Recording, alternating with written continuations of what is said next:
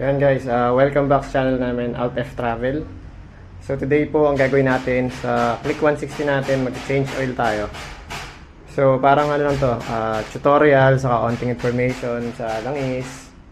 Saka turo ko sa inyo paano magtanggal ng mga tornilyo ng Click 160 para sa change oil at saka sa change ng gear oil. Okay? Ayan, Click 160.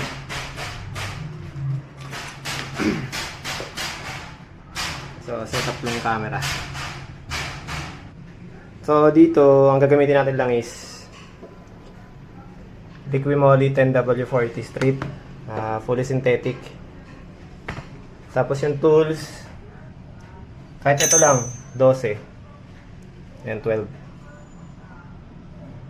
So, ito yung gagamitin ko. So, kahit ito lang yung tool mo, makapag-change oil ka na.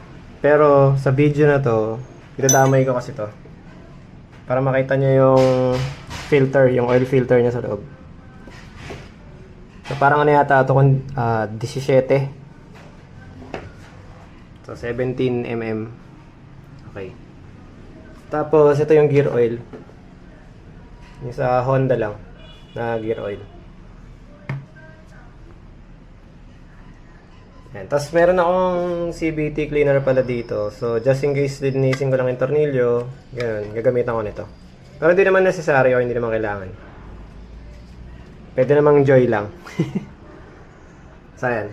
So, tatanggalin ko muna yung tornilyo sa baba. Dito. So, meron siya, si Honda Click 160, meron siyang tornilyo dito. Ito. Ayan. Tapos, ito rin, tatanggalin ko mamaya.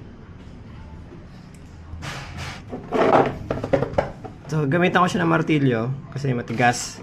Wala akong mas mahabang tool. Ito kasi hindi kasya.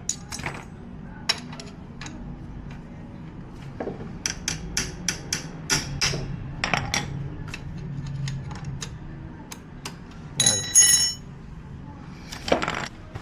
Dito ko ilalagay yung lumang langis.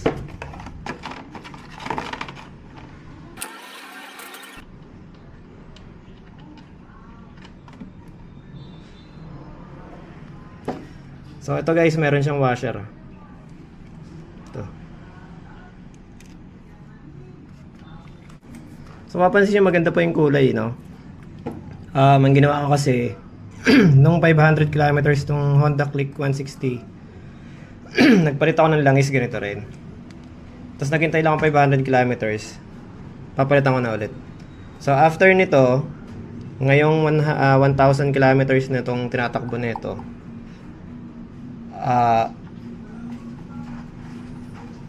susunod kong change oil dyan, ano na, mga nasa 2,500 to 3,000 kilometers na.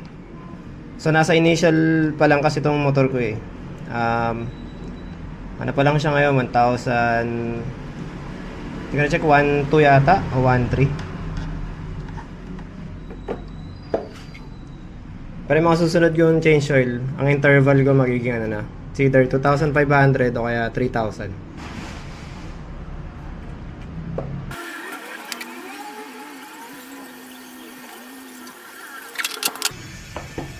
Tapos punta tayo dito sa gear oil.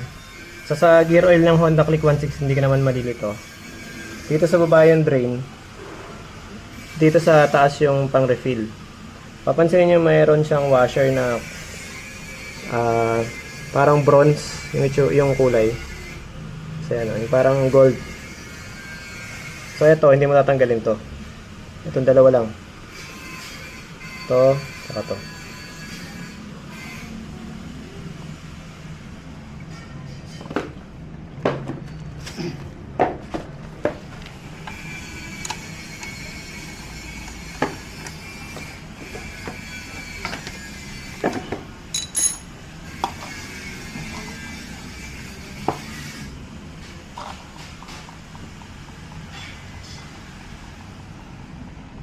So, mapapansin nyo maganda pa rin yung kulay niya. Kasi nga onti pa lang yung tinakbo. Pero ganyan kasi ako pag brand new yung motor. So after nung 500 kilometers na initial, papalit ako na ng langis saka ng gear oil. Tapos pagpatong ng mga 1,000 kilometers, papalit ako ulit. And then after nun, mahabang interval na.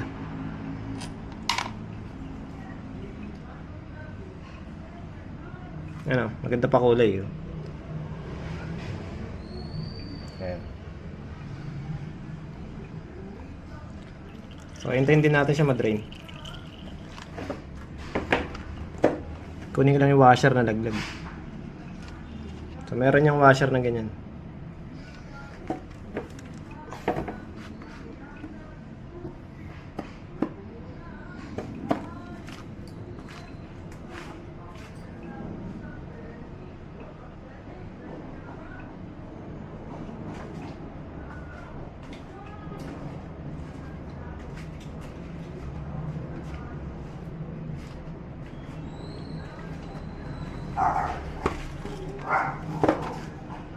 So, hintayin lang muna natin siya pumatak-patak para medyo masaid yung laman. Tapos, mamaya itatagilid ko rin yung motor ng onte para matapon pa yung gear oil saka yung langis. Ito nga pala yung kulay ng langis.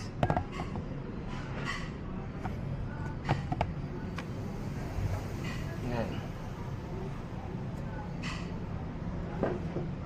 Itong tornilyo, yung drain plug ng oil, linisin mo lang muna.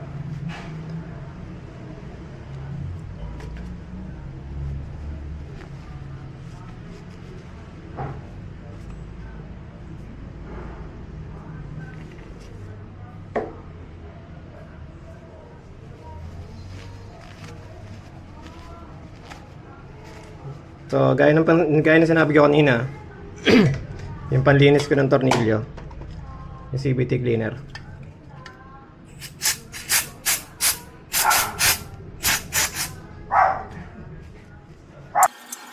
Sa CVT cleaner nga pala guys, pag ginagamit mo siya panlinis, kahit sa CVT o kaya dito sa mga ganito, tingnan nyo muna kung allergic kayo, kasi gaya ng ginawa ko kanina sa kamay ko binuga. Hindi kasi ako allergic, medyo makati siya pero tolerable. Pero kung allergic ka, baka iba yung reaction. So, testingin mo muna. Baka allergic yung balat mo.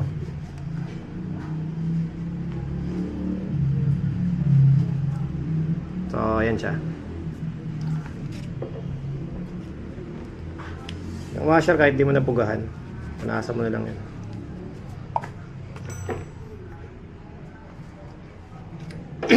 Tapos ito yung tornilyo ng sa gear oil. Linisan din natin.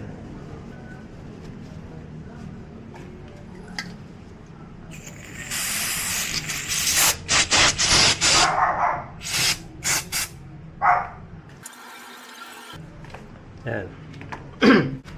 So next natin tanggalin ito. Itong sa filter ng oil. So gamitin ko yung 17mm. Yan.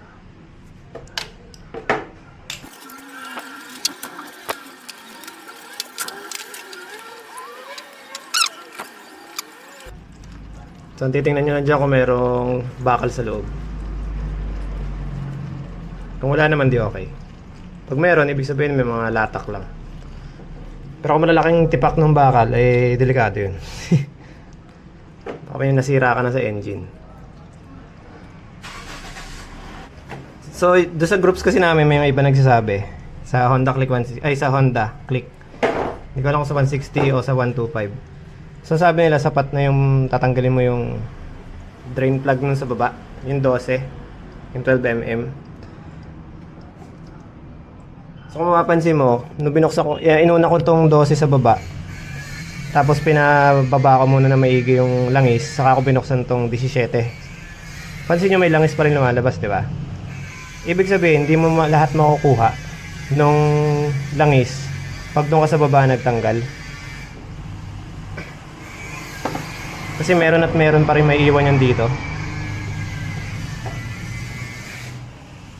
Pero kung parehong langis lang naman yung gagamitin mo sa mga change oils mo, okay lang yung sa baba yung palitan mo. Kung mabilis ang change oil, sa baba mo na lang tanggalin. Pwede naman yun. Wala namang kaso. Talaga namang may iwan sa loob niya na onting-onting latak.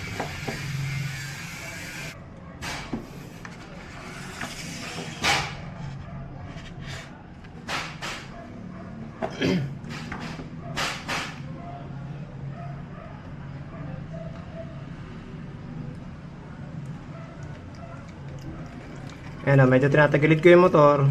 So makita nyo, may bumabaksak pang langis. Yung pinaglalabasan yan, yun doon sa 17. Sa mas malaking butas. So yun yung naiiwan na latak niya pag di mo siya tinanggal.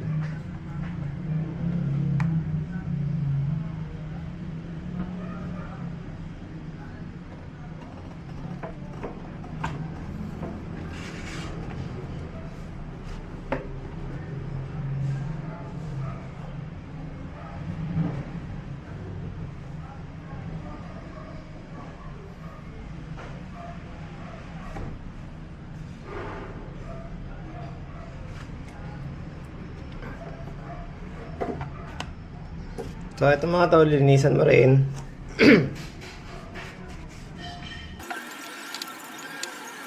So babalik ko na to.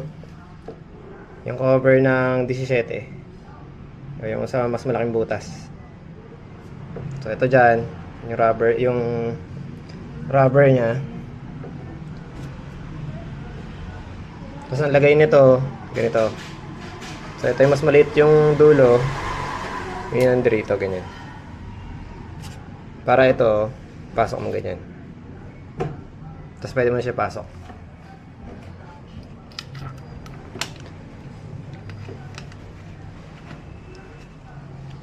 Dito guys, make sure na kaya ng daliri mong maikot. Na may pasok mo na lahat hanggat humigpit. Kasi kadalasan, yung akala mo mahigpit na, pero hindi pa siya pasok na pasok. Kumbaga may pag sinalat mo dito, may space pa. Pag pinilit mo yun ng wrench, okay, pag pinilit mo ng higpitan, may chance na ma-lost thread o kaya mabasag to. Okay, kaya kamay muna bago mo higpitan. Pag mahigpit na sa kamay mo, saka mo higpitan ng tools mo.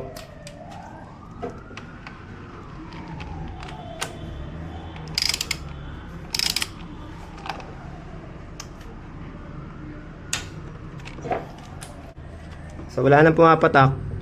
Okay na yan. Punasan mo lang yung butas ng drain plug sa baba. So yung paglagay nitong washer,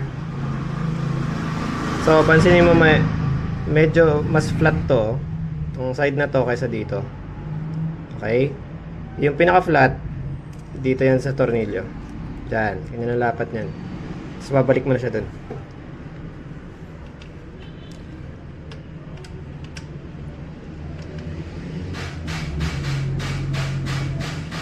So ganun din sa pagbalik na itong tornilyo, kamay muna.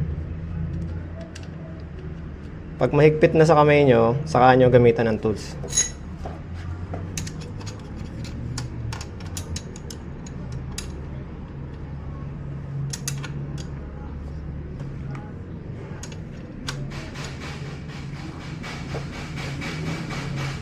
Dito sa mga drain plug ng langis, dito man sa 12 o kaya dito sa 17, huwag nyo na masyadong higpitan. Yung huwag nyo na barilin ng tawag dito.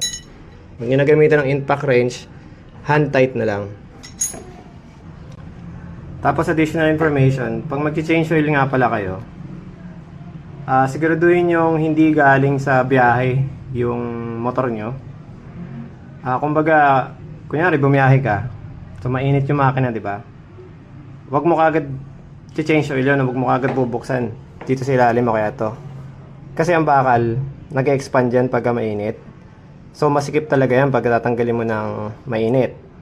So may chance ang ma-lost thread, may chance ang mabasag to, may chance ang mabali yung tornilyo dito sa drain plug. So yung mga ganong instances. So kaya pag gagaling ka sa biyahe, palamigin mo muna siguro mga 20 to 30 minutes siguro. Pwede na yun. Maramdaman mo medyo mainit-init siya, pero basta pinahinga mo ng mga ganong oras, pwede mo na tanggalin yun. O tanggalin natin dito sa baba, na-drain na rin yung gear oil. Ito siya. Yan. So maganda yung kulay niya, maganda.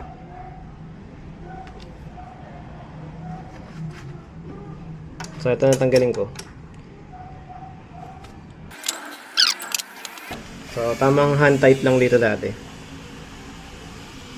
Ayan, washer niya.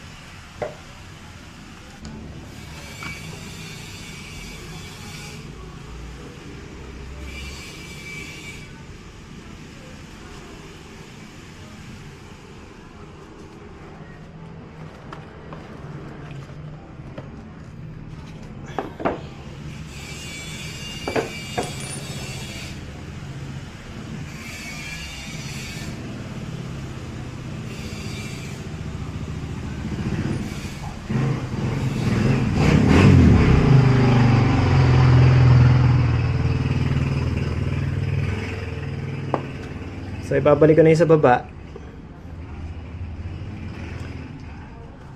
So nalinis ko na to. So dito, ito yung pinakalapat na side. So yun yung papasok pa ganyan. Ayan. So dito sa baba, hand tight lang din. Huwag nyo nang barilin, huwag nyo na pa impact wrench. Hand tight lang yan. Hindi nyo kailangan sobrang higpit.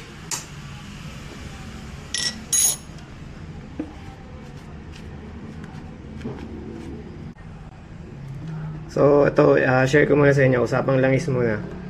Mahabang topic to eh, so dapat ibang topic to actually. Pero meron ako short na isi-share sa inyo. So ito ginagamit ko langis, 10W40. Yung Honda Click 160, 10W30 yung recommended. So 10 lang yung difference dito. Okay lang yun.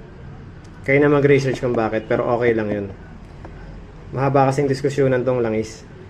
Tapos itong Liquimoly 10W40 Street, fully synthetic siya. Nandun siya sa manual sa website, fully synthetic. Tapos kung mapansin nyo yung design dito pang manual o pang big bike. Actually hindi naman siya totally pang big bike. Kung mapansin mo dito sa specification niya na API SN Plus JASO MA2.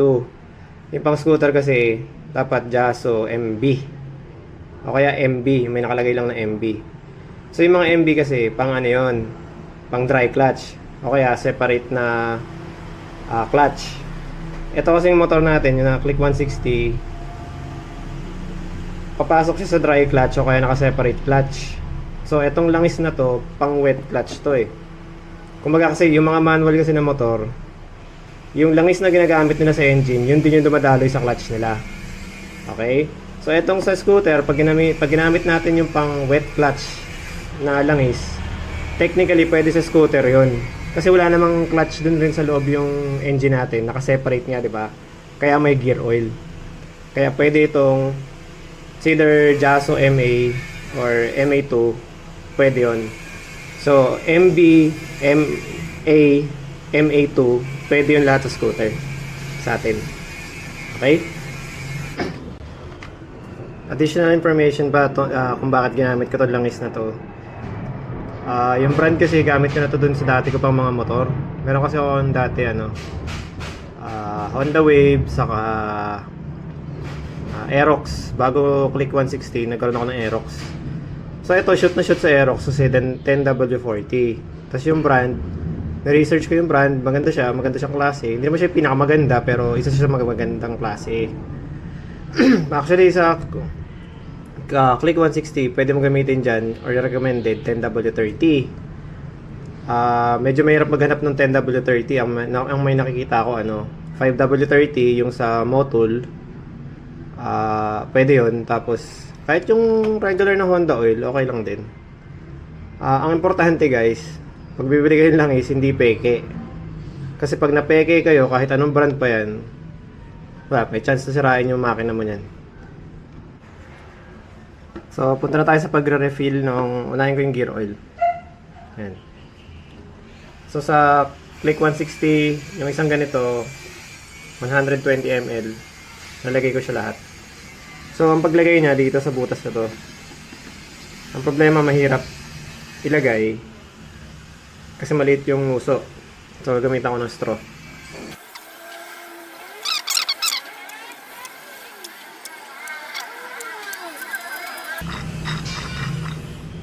So, ubos na guys, okay na yan.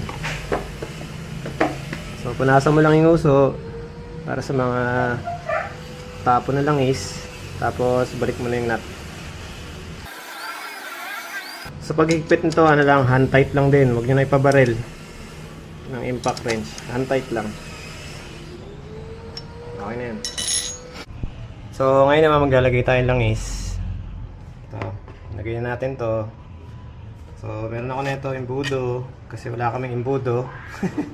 So, nag-improvise na lang tayo. Ayan. So, salinan ko lang siya ng langis. So, make sure na nakalagay yung nut nyo sa ilalim.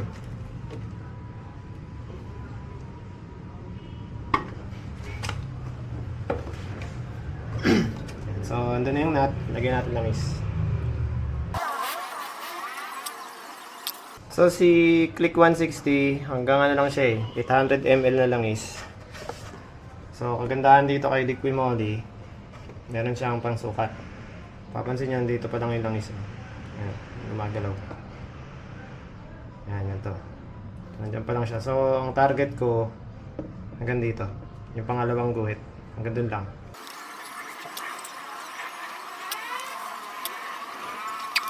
So, yung langis ko nandito na sa mga 2.3, 2.5, ganyan.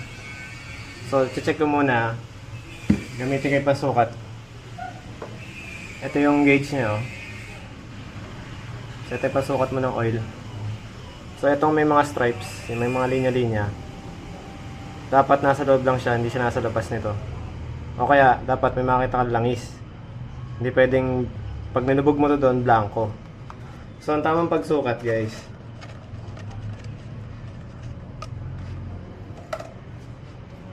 So, ito rin kasi yung cover niya, di ba? Ito yung ni-screw mo, papasok mo dito sa loob.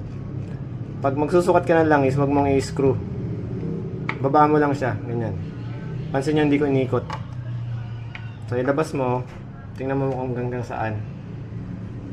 Ayan o. So, hanggang dyan pa lang siya. Dito. So, lalagyan ko pa ng konting langis. Ang target ko, hanggang dito, sa kuko. Yan, hanggang dyan.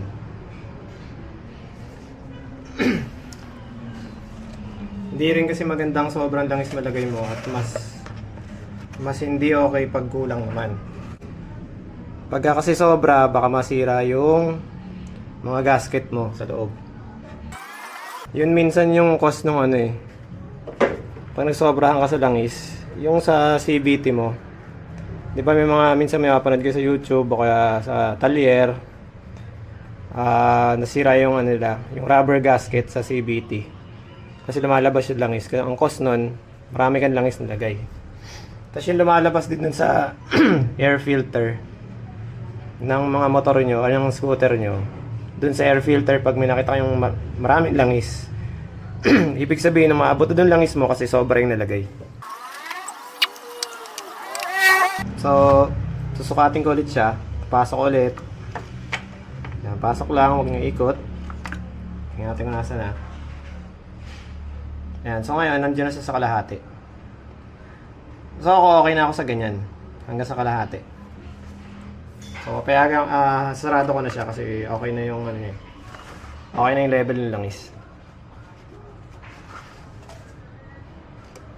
So, yung natandaan nyo guys ha, pag nagsukat kayo ng oil, huwag nyo i-screw to. Ganyan yung tamang pag-check ng oil level. Huwag nyo i-screw. So, sarado ko na to.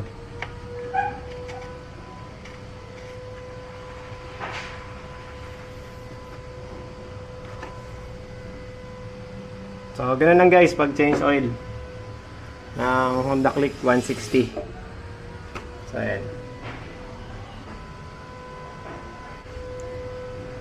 Ayan.